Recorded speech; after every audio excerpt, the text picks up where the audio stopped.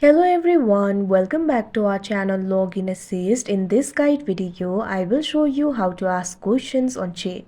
First of all, launch open Chegg application. Now you can see over here Chegg application has been opened. In the Chegg application, you'll be able to get the study help backed by the expert. So if you want to ask the question, it's actually very simple. Right over here, you'll be able to find this section for ask a question on any topic. What you have to do is simply tap on this field. Now after you do that, you can see over here, you'll be able to ask the question. All you have to do is simply enter your question over here.